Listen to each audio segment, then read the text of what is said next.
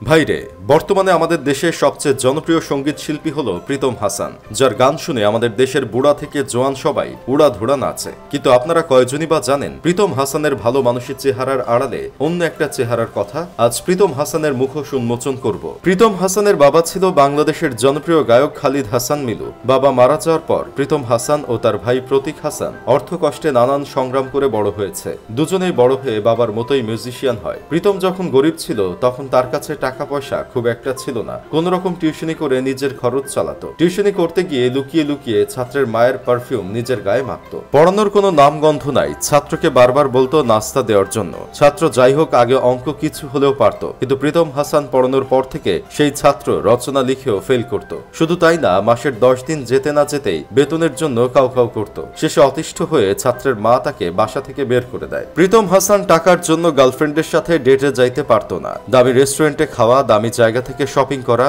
বিদেশে ঘুরতে যাওয়া তো অনেক পরের কথা। তার পকেটে থাকতো মাত্র 700 টাকা। প্রীতমের যখন এমন গরিবী অবস্থা, তখন সে প্রেম করত সাবিলা নূরের সাথে। সাবিলা নূর তাকে অন্ধের মতো ভালোবাসত। এই প্রীতমের জন্য সাবিলা নূর বিসিএস ক্যাডার থেকে শুরু করে সরকারি প্রাইমারি স্কুলের টিচার সবার বিয়ের প্রপোজাল না করে দেয়। সাবিলা শুধু প্রীতম হাসানকে নিয়ে সংসার সাজানোর স্বপ্ন দেখত। সাবিলা নূর এতটাই ভালো ছিল যে সে প্রীতমকে একবার বলেছিল 700 টাকা দিয়ে পুরো সংসার চালানো যায়। ভাই চিন্তা করছেন একবার, সাবিলা নূর কি অমায়িক আর মিষ্টি একটা মেয়ে ছিল। কিন্তু যখনই প্রীতম হাসান মিউজিকে ভালো করতে লাগলো, দেশের মানুষ চেনা শুরু করলো, টাকা পয়সা আয় করা শুরু করলো, তখনই সাবিলা নূরকে ছেড়ে বিয়ে করলো শেহতাজকে। 700 টাকা পকেট নিয়ে ঘোরা সাবিলার প্রেমিক টাকা হওয়ার পর শেহতাজকে নিয়ে দেশে বিদেশে ঘুরতে যায়। দামি দামি শপিং মল থেকে কেনাকাটা করে, দামি দামি গাড়িতে চড়ে। অথচ যে সাবিলা নূর প্রীতমের জন্য এত স্যাক্রিফাইস করলো, সেই প্রীতমই সাবিলা নূরকে ধোকা দিল।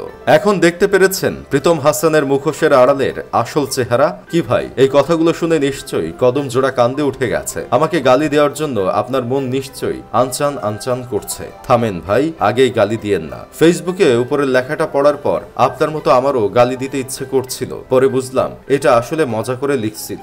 আপনি যেমন প্রীতমকে পছন্দ করেন, তেমনি আমিও করি। গ্রামের চাচাতো ভাইয়ের বিয়ে বলেন আর গুলশানের পাপাকা পরীর বিয়ে বলেন, প্রীতমের লোকাল বাস, জাদুকর, রাজকুমার, খোকা, ব্যান্ডসাব এই গানগুলো ছাড়া আসর জমে না। কোকি স্টুডিও বাংলার সবচেয়ে জনপ্রিয় গান দেওরার সঙ্গীত পরিচালক ও গায়ক আমাদের আজকের জনপ্রিয় তারকা শিল্পী প্রীতম হাসান। কয়েকদিন আগে কোকি স্টুডিও বাংলা আবারও মাতান প্রীতম মালেমা গানের মাধ্যমে।